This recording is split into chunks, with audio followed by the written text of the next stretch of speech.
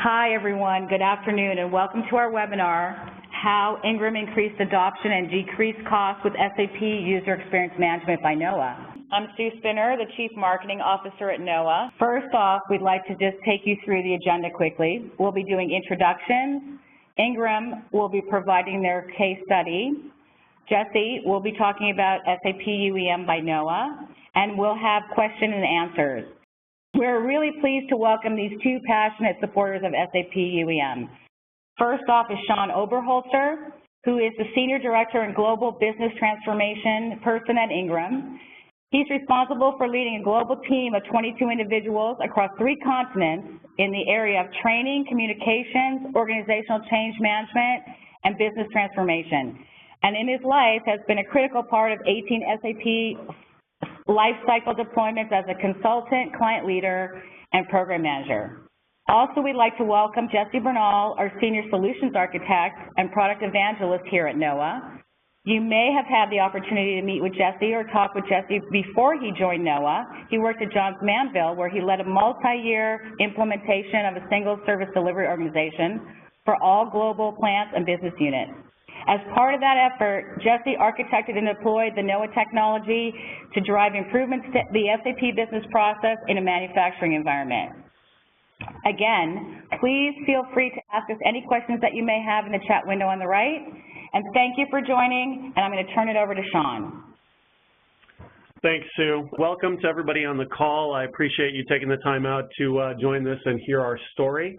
Thank you to Knoa, particularly Sue and Jesse, for inviting us to participate in this. I think it's a great opportunity for us to really let you know a little bit about Ingram and the work that we're doing here in the hopes that the experiences that we've had and some of the use cases that we've had around the Knoa toolset or SAP UEM will benefit you in the long run. So why don't we go ahead and go to the next slide, please?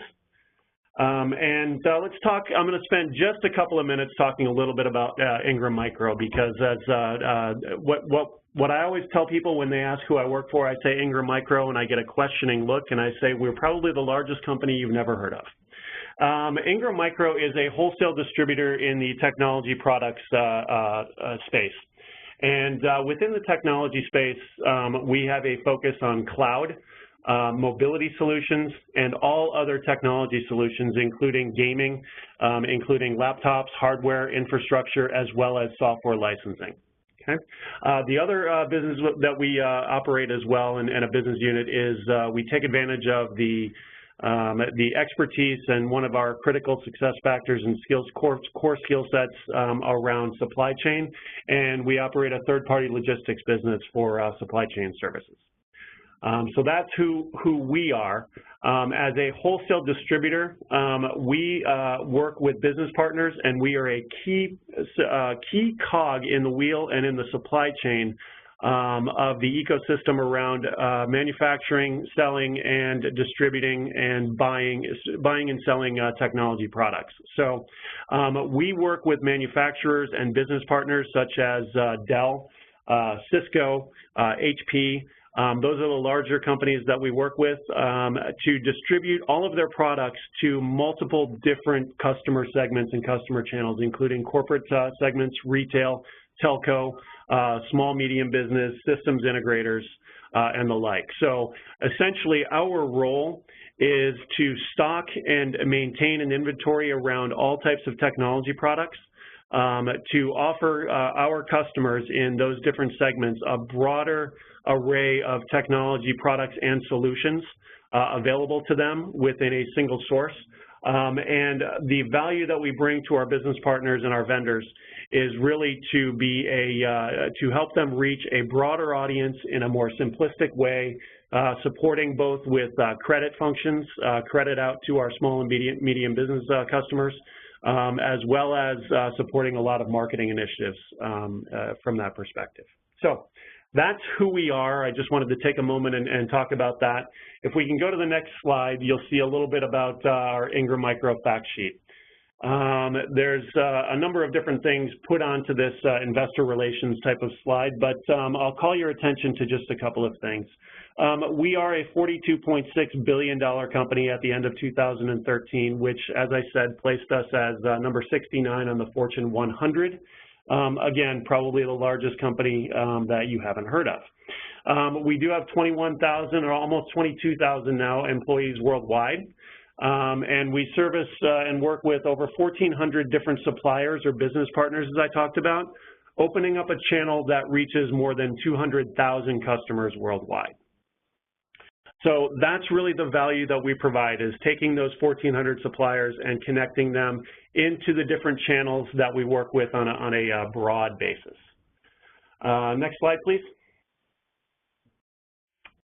Here is just a slide that will tell you all of the different reach that we have. The previous slide showed that we have operations and a presence in 39 countries that spans 6 of the 7 continents, and I don't want to be here when we expand to the 7th. We have a significant set of operations. North America is by far our largest volume and our largest size region that we operate in. But the most locations that we have are operating in Europe and the Middle East. And we are the only technology distributor with a global presence that has operations throughout all of Asia Pacific. Next slide, please. So that is who Ingram Micro is. Thank you for sitting through the marketing portion of this presentation, and now we'll move into the actual details. So I want to talk to you a little bit about and give you some background on our overall SAP program. When you look at our SAP program, we've been at this for approximately 6 years now. We began our global business blueprint in 2008. And to date, we've deployed 10 of our 39 countries, and we've deployed across 3 of our business units. The cloud business unit that we have is the only business unit that we haven't built and deployed functionality in our SAP solution around. However, if you take a look at the bottom, the last time we actually deployed to a country is in 2013, which is almost 18 months ago, and that was a very small greenfield operation in Colombia. Prior to that, it was March of 2012. That was more than 2.5 years ago now, and that was in Malaysia, which represents a very small portion of our revenues in Asia Pacific. The last significant year that we actually deployed SAP was in 2011, almost 3.5 years since our May deployment of the Netherlands, and we also deployed in Australia and Belgium of that year. Now, the reason why that we had a lot of those issues around why it's been so long since we've deployed is that our overall success rate in deploying to our countries, we didn't really achieve any value from deploying our SAP solution, and in fact, in some areas, we caused productivity issues and loss of revenues and loss of a customer base because of a number of different factors. And I'm sure if you checked Gartner, you could see all of the top 10 reasons why SAP programs fail, and I think we've experienced a portion of each one of those areas. So what we did during that time period, up until really the third quarter of 2013, which was about 1 year ago now, is everybody had an idea and an understanding of what was wrong. If we asked our senior leadership team, they knew what was wrong. They knew that the SAP solution just wasn't right for distribution, even though more than 50% of the wholesale distributors that are on the Fortune 500 list run SAP. You talked with IT, and IT would tell you that it was completely a performance issue, that we weren't architected right, and SAP could not work on our distributed infrastructure. But the real interesting piece was when we talked to our different business units and the business operations leaders, and they talked about the difficulties in working with SAP, and they talked about the user interface and the productivity issues and the challenges that we had from a user perspective and actually working with the way the system was designed. And so over that time period between really 2011 and 2013. For 2 years, we took a lot of different ideas. We invested a lot of money, a lot of time, a lot of effort in looking at the solution as it existed and deploying new functionality to the tune of approximately 8,000 custom objects and 400 custom transactions that we built to increase our productivity and to raise the usability and user experience of our SAP solution. That represents the realization portion on the timeline there, where we deployed to 10 countries and 3 business units, and those 2 years were the monthly releases. So we were releasing functionality into our business operations, into those 10 countries on a monthly basis. And surprise, surprise, we were not getting a lot of traction and a lot of improvement in our productivity, in our top line sales, in our bottom line profits. We just were not seeing it. And one of the things that continued to come up was whether or not our overall training program was sufficient, whether or not our super user program was effective, and whether or not the solution itself could support our business, our wholesale distribution business. So what happened in 2013 that actually caused a little bit of a shift was a significant mark in our overall program history. And that was the implementation of Knoa to approximately 1,000 users. Now, we have overall about 2,500 users on the solution, on the SAP solution at this time, but we piloted with about 1,000 users on the Knoa solution. And we started to see a lot of very, very, very interesting data that prior to the deployment, we just did not have the visibility into. So what it has caused us to do is to move into a period where we now have some very targeted areas of focus that are backed up by a lot of data that we've gathered out of Knoa on the user experience to be able to have a set of criteria to build a solid remediation before we can move on to deploy the remaining countries in our overall scope. Okay, so if we move on to the next slide, what I want to talk to you today specifically about, after having given the overall perspective of where Ingram Micro and our overall program has been, is I want to talk a little bit about how we came up with a lot of that data and the areas that were targeted so that we could build this new remediation program before we move forward. Okay? So the first thing is how we measure and monitor the adoption of new functionality deployed. And I'm going to take a minute here and talk a little bit about this particular area because it's a significant area of focus for us.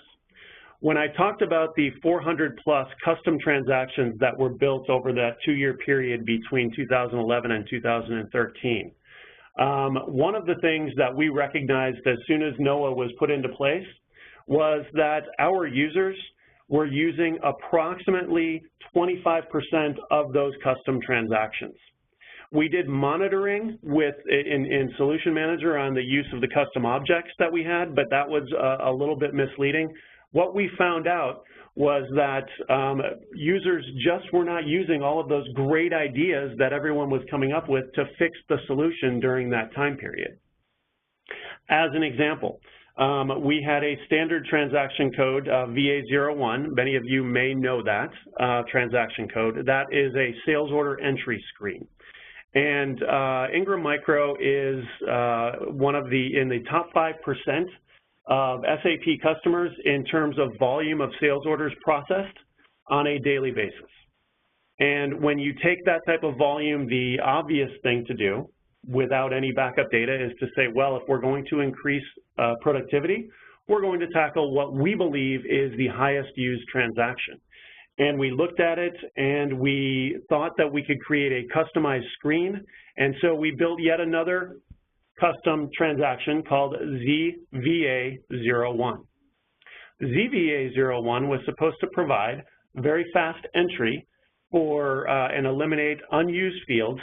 And it was the opinion of just about everyone in the business unit and in the IT operations and the functional teams that this transaction would solve all of our operations problems around productivity in the sales area. And what we found when we implemented Knoa is that the usage of the new transaction code was very, very low once it deployed, even 6 months past the deployment of that transaction. And no one was really moving past and moving away from the use of VA01. Now, when you analyze that, you can look at it and say that there could be a number of reasons for why that actually happened. And I think that's one of the points that I want to get across during this presentation, one of the critical points, is that the Knoa data provided the baseline for us to do a deeper dive investigation. So while a lot of these ideas did have some traction, that we implemented new functionality, many of them did not. And Knoa provided us the information about what was being used, what was not being used, so that we could then go and do some further investigation around that. And so I'll come back to this story a little bit later in the presentation, but that is one critical point I want to get across is Knoa provided us a lot of the data that we had as a starting point to go and do further investigations into our issues. That leads right into the second piece, which is monitoring transactions that would be decommissioned. So as we looked at some of the performance issues in our SAP solution, we recognized that the number of custom objects and the code that was written to support those was actually slowing down the system performance. To simplify that, basically we had a lot of junk code and unused code that did not support a positive experience for our end users.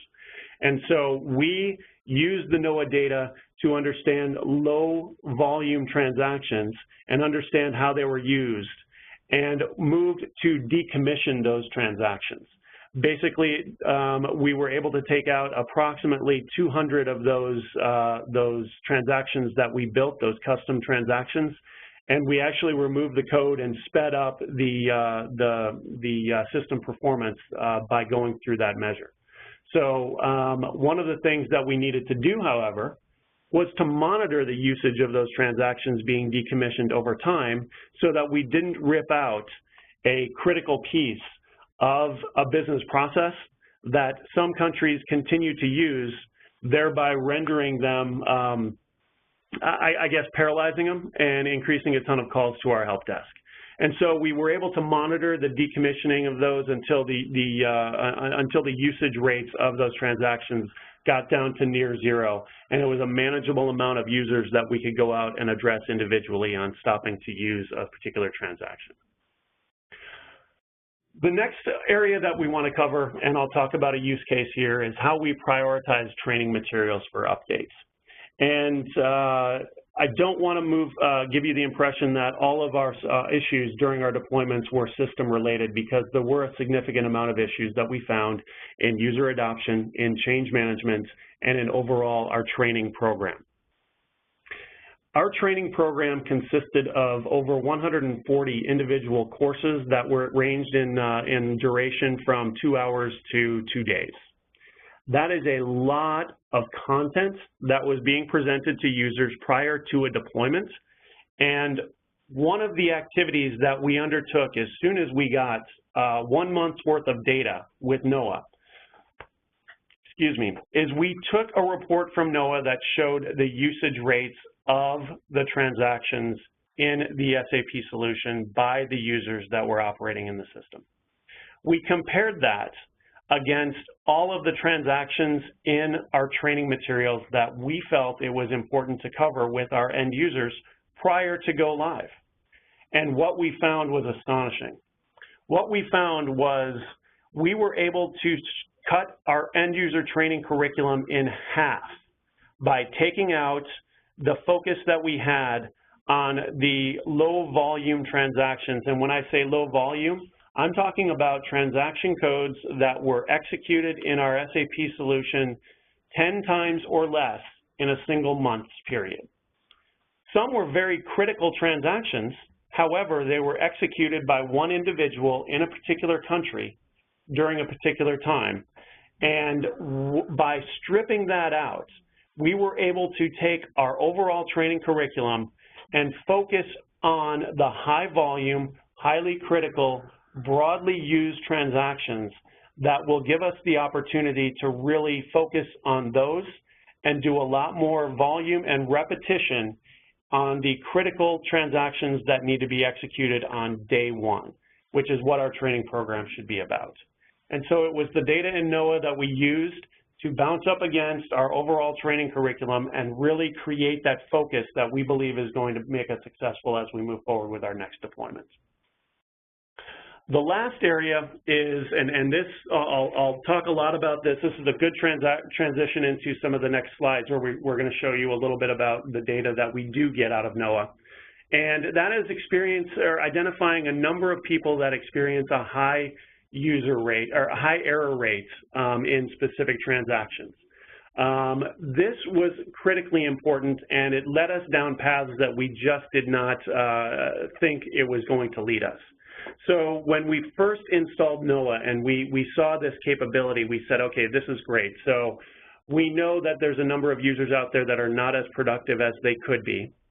And this will give us the data to go and do some individual coaching with those users.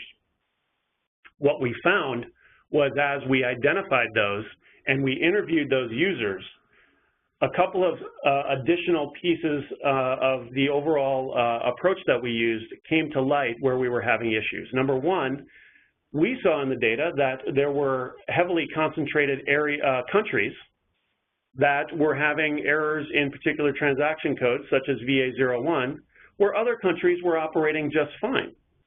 And some of the things that we found as we did some interviews is that our overall approach to deploying training, communications, and our super user network was failing in those countries. And it was showing up because we were able to compare and contrast the number of errors that we were seeing from one country's user base to the next. And so that really gave us a broader perspective on a larger scale issue with our overall program that said we have to fix our super user program before we address this as an individual concern on individual users. The second thing that it did was it pointed to specific business process areas where we were experiencing a high volume of errors in a particular business process area. And as we dove a little bit deeper, it wasn't a lack of education for the particular users, but it was a poor design of the SAP system to fit what we typically needed to do on an end user scale and an operations scale to serve our customers better. And so what we were forcing end users to do is enter additional data which would come up with different warning messages and error messages that they had to tab through, or they had to create dummy data in order to provide a solution for their customers and execute a specific transaction. And they were showing up in Knoa as errors, as user errors. And so while we thought we were going to go in and do a retraining effort, when we got there and we tried to retrain the users, we uncovered a number of solution design issues that we were able to bring back and target how we were going to build the new solution for moving forward. So bottom line, if you look at that quote, and this is something that I said really very soon after we implemented Knoa, is that prior to it, in that 2-year period that I talked about in the history of what we had, we really did not have a strong way to measure the adoption, to measure the benefits that we realized, and the data provided the baseline for us to really uncover a number of other issues that we were having. Next slide, please. So just to expand upon those types of stories a little bit, what you'll see here, and I think you'll see a little more in the demonstration when Jesse gets to it, is you can see the types of information that were being presented to us. So if you look at the lower right-hand part of the screen, you can see the number of the top users that were experiencing the majority of the errors that we were finding. You can see the number of errors that they were getting. You can see how often that they were getting those errors. And if I tie this back to what we were just talking about, this is the information that really drove us to targeting specific countries, specific people, and identifying some of those issues that we just talked about. Okay, let's move on to the next bubble, please. And over here on the left, what you'll see here is the top volume transactions with the number of errors that were being committed by transaction. So the top one, SBWP, is actually a workflow type of transaction. It's an inbox. But then you look at VA01, VA02, VA11. These are quoting, inquiry, and sales order transactions. And I would expect that the volume of errors would be high there.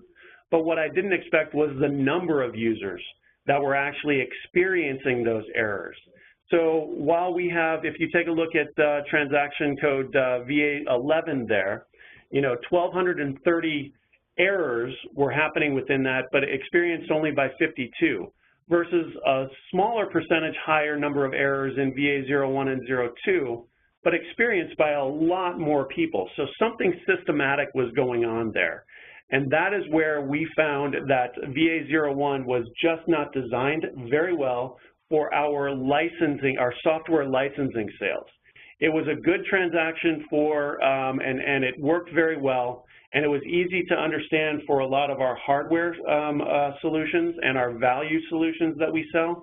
But when it came to software, it was different, because when you sell a piece of software, you actually have to, we often sell to another distributor where we actually have to capture the end user's information because of the software licensing agreement, and that transaction didn't work. We knew that about our business process. What we didn't know was that there was a piece in the VA01 transaction that was causing us to have to always hit an error before we could move to the next piece. And that was one of the areas where the solution design was identified here that we were able to draw from the information that you see on this screen. Can we move to the next slide, please? This slide here gives an example back to the use case around the monitoring of user adoption, as well as the issue around decommissioning transactions. So this is information presented on this screen that we used in both areas. If you look on the left side, you can see that where the bubble is pointing, that was a particular transaction code that was being decommissioned. We had released a new version of what we called Buyer's Workbench. The old version of Buyer's Workbench was something that needed to reduce over time. And we continued to monitor the usage rates on this transaction and continue to send out targeted communications to reduce the usage on this transaction code. The detailed data that we had, and this also drove us, and I'll give another example in this area, but you can see the active time that a particular user is spending in specific transactions. So the active time column there will show you that during the time period listed up on the top, which was October 1st through October 27th, we had one user spending 1 hour and 17 minutes during that time period on this particular transaction, okay?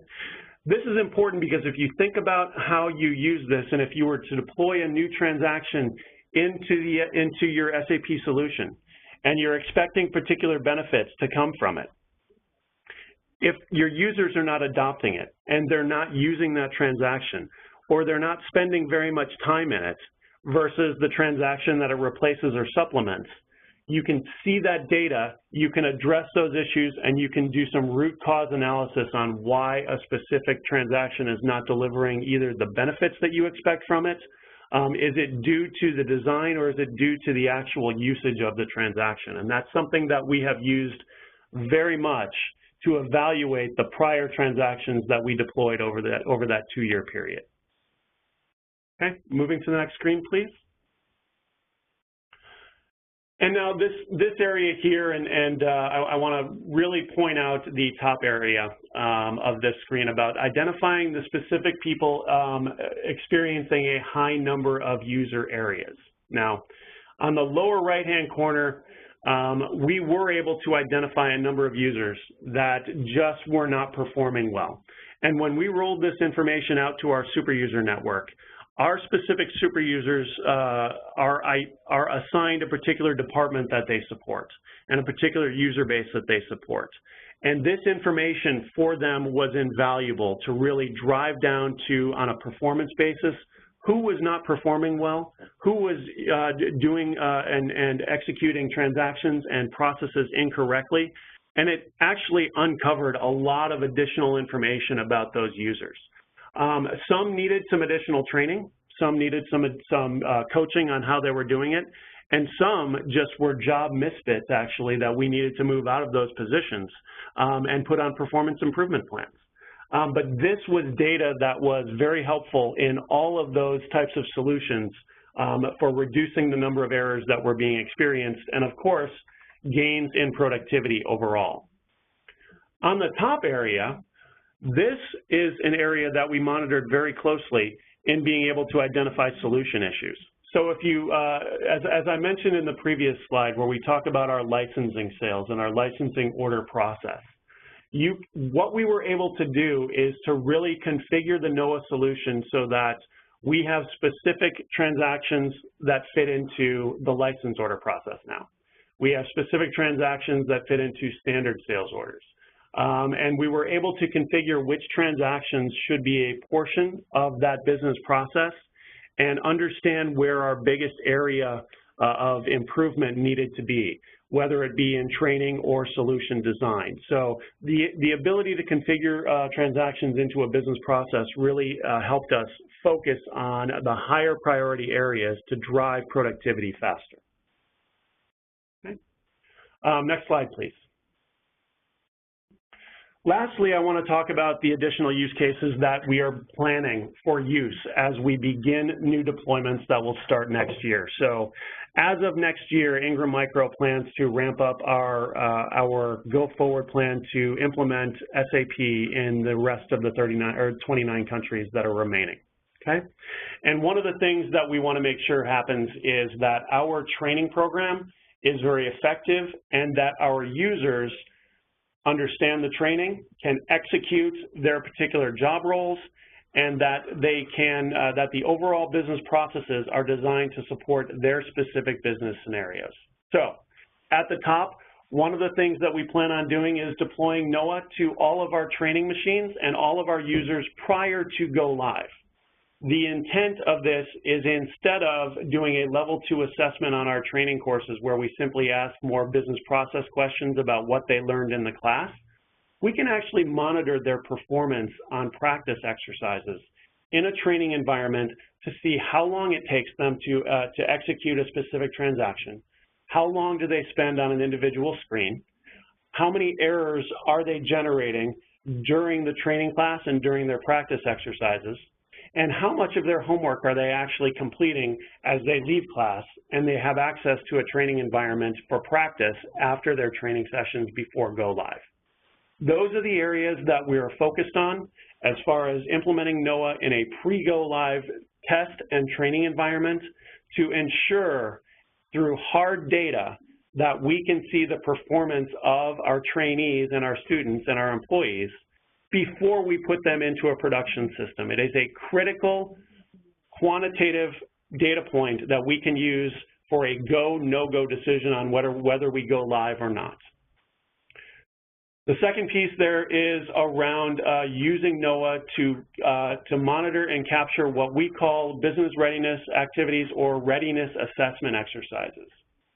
One of the areas of our methodology for deployments is to run a full business simulation, a day-long business simulation where we replicate the previous day's activities on a Saturday where we call all of our employees in to operate those same transactions that were run in our legacy system in the new system. Because what it does is it validates our data conversion, it validates our training, and it validates our business processes. And the thing that we're able to do there is we can monitor, again, the training effectiveness, the business process effectiveness, as you've seen on some of the previous screens, and really have a quantitative measurement over the success of our readiness assessment exercises. Okay. So I hope that makes some sense as far as where we're headed in the future. I don't think we're done with expanding upon the use cases of where we see Knoa providing a benefit to us. I think in our live environment, which is typically where a lot of the use cases for Knoa come through, Our live environment and our sustainment environment, we can certainly see the benefits of it there. And then in the future, how we actually deploy our SAP solution becomes a little bit stronger in our methodology and our measurement capabilities. The last slide for me then, if we can move on one more time, is around, oh, I'm sorry, we're here, around the projected benefits from Knoa. And this is just really a recap of what we've already talked about. So the visibility to the usage of transactions, it leads to knowledge around adoption, it leads to knowledge around capabilities, and also around the system design. The reduction in the time and the greater focus on training that we can create through a better understanding of how our end users actually utilize the SAP solution that we've deployed. The ability to decommission transactions that are not needed, or as we create custom transactions, we can quickly monitor that our expectations of how other transactions would decrease as new transactions increase. We can measure that and take proactive steps to make sure that we're addressing any issues that may arise. Identifying our associates that need additional coaching and training, I think that's pretty self-explanatory. And reducing the risk of our new deployments, of really focusing on how do we ensure we are ready to go live, and making a quantitative, data-backed up decision that says, yes, our business operations are ready to move forward. Okay. That's it. I'll turn it over to Jesse at this point in time, and I think he's going to show you a lot of cool things inside the tool set, and then we can take some questions at the end. And I thank you for your time. So what I'm going to do quickly is just show you some of the items within the tool that Sean described within his presentation. So one that I wanted to show first, which I think is key, was the user error profile. The key with this tool is it shows you many things to answer questions that you probably have within your SAP environment. An example of, where do I start? So in the error profile, where am I having issues? If I look at errors, I can see, my top space of where my problems are at and in my company to be able to focus. So if I look here, here's where. I can go over here and also see what location is having the problem, as well as what user. You can see this is a standard BI type of report. It does leverage the business object space. When I click or hover over the information, it's going to pull up more detail. If I click on this one as an example, XK03, you can see it then goes into and shows me, okay, Chicago is the one who's having the most issues with that T code.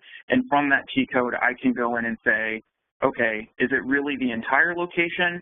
Actually, it's one person within that location. So the key to the data is really helping you answer that who, what, when, where, why, how. And as you can see with the analytics, the power is really in the data. Within Knoa, you can continue to drill down and get more information. I can click on that specific location, Chicago. It'll show me more specific information for Chicago. I can then click on Fargo, and it will also show me the information of the other location as well. I'm going to jump over into the home page as well. And in the home page, what I'm going to show is just really quickly some of the items that you will see in the Knoa dashboards. So the first button here is the dashboards. Where I was at a second ago was in what we call user support. Again, we feel with Knoa, there's some key areas which Sean had brought up. The user support area, the training area, technical operations, or more of that, how is my system operating technically, and then business processes. So in the business process area, I'm going to go into another dashboard that Sean brought up, which is the business process profile dashboard. This one was key in the last company that I worked for on understanding where business processes were having issues or problems. So as you saw in one of the dashboards that Sean brought up, it was important to understand, who was adopting, how was the screen being used. These business process screens are built by you and your company. There will be some that we can load, but there's also the capability of modifying. You can see here, it's really a filter that is saved. So I'm just going to go through and I'm going to choose one of my business processes So I'm just going to go through. I can see the list of different ones that exist. So I'm just going to go through and pick on made to order with variant configuration, and I'm going to hit apply, and then down here I'm going to hit run. So what's going to happen in this business profile is it's going to pull up the key transactions or key codes that I feel are important for that business process. So the value in this is being able to monitor adoption and improvement within a business process, as well as what Sean has shown is maybe it's important to make sure that certain key codes are not being used. So I can see here what key codes have high volume. I can see what users are active, what screens are active. I can see the user active time. I also can go into user attributes. Within Knoa, the user attributes are configured and can be made to be specific for your company, but it's also important to know that we can pull in information from LDAP or other sources so that you don't have to enter all those in manually. As you can see here, this shows me the city. Some of you may know this is the plant location within SAP. If I click down, I could also say, well, let me see the departments that are focusing the most within this key area. So now I can also see what departments are focusing or maybe having issues within this business process. And again, I can continue to click and it will bring up key information. You can see it keeps changing on the screen to show me specifics, again, of that who, what, when, where, why, of what's going on within my environment. So again, another one that I think was important that Sean had showed in his presentation. The third one that I wanted to show was the application activity dashboard. That one is underneath our training as well as our user support, but I'm going to go into the training space and I'm going to click on application activity dashboard. This one provides a lot of key information, especially at a very high level. It's going to show you aggregated data across your applications. And in Knoa, what we consider applications are your systems that you would use within SAP. So if you think about your dev, QA, prod, SRM, CRM, ECC, all your different systems that you may have and run, this is going to show you by system breakdown where are my active users and what system is being used the most. It also gives me a very high level through the attributes of what is occurring by different locations. Again, because those attributes are selectable, I can say I want to understand by department or business unit. Really depending on how your environment or executives want to see this data, again, Knoa is very flexible to help you get through seeing the data the way that it makes sense for your company. Now, what Sean was looking at was more specifically to modules and understanding key code usage. From my past experience, there's many things that you can do with this dashboard, even from a very high level. As an example, Sean talked about VAO1 and VAO2. So if I look at this in my demo system, I see that VAO1 and VAO2 are being used in this heat map. So the larger the square, the more use. And I can see that VAO2, from a change perspective, is being used more than create. So maybe I have a business process issue. As well as if I go through, I can also see Z transactions or those custom key codes and understand where they're being used. Again, I can click on the data and you can see over on the right-hand side, the data switches to show me where those key codes are being used specifically. So I wanted, again, to show you those three areas. I do want to leave some time for some questions. So I'm going to jump out of the system here and go back to the presentation.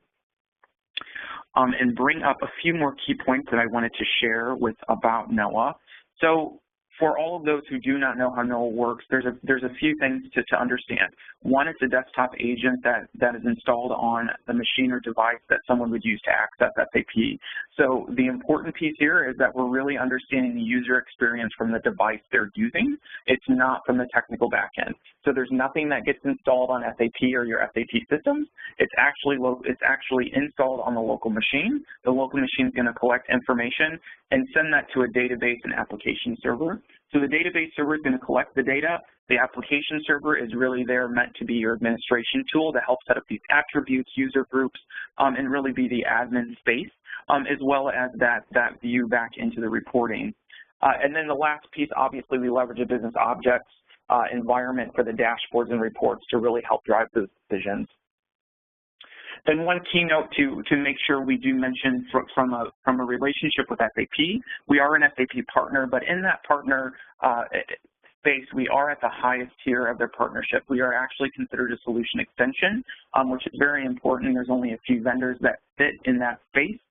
we are in the education space of SAP. So if you're looking for the product within the SAP landscape, we actually sit in the education space.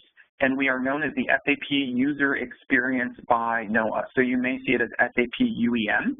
That is how you would find us in the SAP space itself. So what I'm going to do next is I do see that Devin has some questions. So I am going to let Devin go ahead and start with some of the questions that we may have. Yeah. Hi, thank you, Jesse. Thank you, Sean. Those were really great presentations. We really appreciate it. So from the audience, we have a few questions. Sean, this question is for you. Who are your daily users of Knoa? Are business users and IT users both using Knoa? And how did you position Knoa so that it would be adopted to be used daily? Thanks, Devin. So the answer to the question is daily users of Knoa are both IT, I would say IT and business users. And when I say IT, I really have a single Knoa administrator. She's actually sitting next to me right now. Her name is Debbie Kistler, and she's done a fantastic job with it. So I wanted to quickly recognize Debbie for that. But the work that she does on that as a daily user is she is the lead of our super user program, and she works with the super user program in guiding them. And the super users are our business users that do use this on a daily basis. So they are able to monitor the user errors and interact with the users on a regular basis. Debbie, on the flip side, monitors this, works with myself and a number of our overall transformation team on the user adoption and the root cause analysis piece that I spoke about. And in fact, one of the keys to actually positioning Knoa through this was one of the initial efforts that we undertook where Debbie was receiving weekly and monthly reports from our overall help desk. And our help desk does a job where they categorize the tickets that come into them as particular issues, whether it's a Java bend issue, whether it's a break fix issue. And what we found, and one of the concerns that was by our senior leadership, was that 48% of the tickets were being logged as user education and adoption.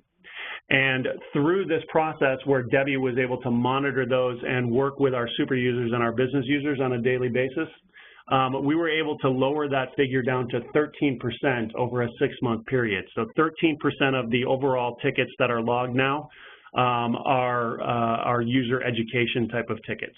That came in multiple phases. One, where we were able to address the user errors that were being made, but secondly, we were able to state that these were not really user errors, they were system errors. And I think I talked a lot about that during the presentation, but the ability to do that and the reduction in percentage as well as the reduction in total number of tickets was one of the key points that we used to position Knoa within our business for adoption of the Knoa toolset. Okay, and I see, this is Jesse, I see the second question for me, which was, what is your traditional timing for a single project by phase? Preparation, blueprint realization, final prep, go live. How does this change when you do multiple projects? So I'm gonna take this from two different perspectives. So from my past experience working with SAP for the last 20 years, obviously, depending on the size of the project, that whole phase within SAP is going to vary. Normally, what we would see at my past company, depending on the size, right, if it's a large implementation, you're looking at a year within SAP. Now, if you're thinking about the Knoa piece itself, the Knoa implementation for me, from my experience, was very quick. So right around 6 to 8 weeks to really get Knoa up and running. So when I look at where does it fit within the implementation phase that maybe you're doing with SAP, I would say, obviously, I don't know if it would make sense right at blueprinting, but definitely right after blueprinting going into, you know, early implementation, testing, realization, final prep, go live, the sooner you can have the data to help drive decisions, to me, the better. So if you think about blueprinting, really collecting that information and understanding current process, after you understand those processes and you start doing configuration and you deploy SAP to any environment, to me, it would have been beneficial to have Knoa there to be able to see a few things. Who's actually in the system and using it? are they doing the tests that I asked them to do? So that's one of the things that I think is tough when you're in the IT organization or support is you've assigned a group of people to do something. Are they really doing what you've asked, or are they just checking a box to say they've completed it? Knoa can help you get that data without even needing to ask the user. You're going to have those analytics to be able to say, yes, they're doing the testing. I see the errors they're getting. I don't even have to ask them. Now I know without them raising the hand. And I think that's the important part of the tool. I don't have to be the IT person bothering the business or people who I've asked to do something for me. I'm now the person observing, what's occurring with the data. The second thing I see in here is how many projects do you take on at once? So, depending on how things would work, in my previous location, we took on a lot of projects at once, and I would say sometimes we took on too many projects at once. However, we did leverage a capacity plan to help, plan and manage what needed to go first, second, third. We also used the Knoa data to help drive decisions. I'll give an example where we were looking at GUI XT, and we did use Knoa to help validate did GUI XT actually improve performance or not improve performance within the SAP landscape. So Knoa can provide some key data to really help you even drive decisions on investment with SAP. So don't think of this just as a tool to, help drive on support. There's also, when you think about enablement of SAP, if you're looking at Fiori or Personas, think about the data that we just went through and how the power of that data can help to drive decision on what should I do next within your SAP landscape. And it looks like the last one, how all of that have changed with Knoa. So again, hopefully you heard some of those key things there. Again, Knoa is really helping you drive data-driven decisions. So if you think to yourself right now as an SAP customer user, a lot of things that you need to ask yourself is, are you hearing noise? I think that was the biggest thing that we needed to drive out was the noise. So when you think about the noise in the organization, my system's slow, I need a new screen, I think in IT you probably get asked for 100 different things around your SAP environment. It's really hard to drive those decisions without any of those answers. So that's really my thoughts, but I'm going to pass this over to Sean. I don't know, Sean, if you have any thoughts on some of those, or if you can give any more feedback from your perspective. Yeah, Jesse, I think you hit on most of the major points. I guess I can add my perspective there, and I agree with you that the overall timeline for the preparation to go live, I'm not sure that Knoa is a tool that is going to make any significant speed increases in that. I think where Knoa provides the backbone to this is around decision support, as you mentioned, Jesse. And one of the critical things that we've recognized is that during the overall deployment, starting from preparation and even before that, all the way through go live, and I've seen this not just at Ingram Micro, but in my past as a consultant for a long time as well, is the capabilities and the skill level of the individuals that you put on the project, namely the super users that you are going to bring into your program that are going to be participating in Blueprint, that are going to be participating in testing, that are going to become your end user trainers most likely. And the ability of Knoa to be deployed because you're training them earlier in the process. So Knoa still can give you that same type of benefit that we talked about previously around the evaluation and the measurement of the capabilities of the users, not only in end user training, but in your super users as well. It's a monitoring tool that gives you quantitative data to see how well your people are performing during the program. I think the other thing that you mentioned, Jesse, around the Fiori and Personas and the different user capabilities you saw with GUI XT, overall, what it really says and what it really is many times when you deploy any type of project, whether it's a new type of software component, whether it's a completely new country or a new business deployment, a lot of the things that tend to get missed are the targets around value realization that you are setting. And when you do set value projections appropriately, whether that's in productivity measures, whether that's in revenue gains or business process level KPIs, you need a way to not only measure the lag indicators on whether or not you're successful in achieving those, but you need a way to measure leading indicators as well as root cause analysis if you fail to meet those projections. And Knoa has changed that a lot for how we approach this. And it comes back to how I mentioned the individual functionality that we deploy, whether it's a new custom T-code or a tweak to an existing T-code, and how we can see users reacting and using it and use that data in conjunction with productivity measures that happen on a daily basis in our operations as well. So, you know, overall, I think the answer to this question is from an operational metric standpoint, if you have those and you take into consideration as well how users are using the system to achieve those, then you have a full picture of what's happening on overall projects.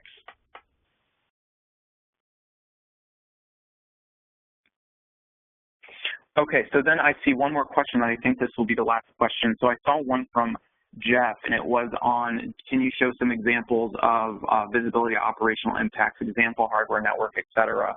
So Jeff, what I'm going to show you here real quick, there's obviously more dashboards than this, but within the last couple minutes we have. This is response time profile. From a basis point of view, our team from the past would use this with basis to help identify some key areas when we looked at response time. So sometimes what we would see was difficult was you hear a user say the system is slow. When you would look at it from a basis or an enterprise view, the system would look okay. So because you have a view from the user desktop, this is going to give you a view into their experience from each machine.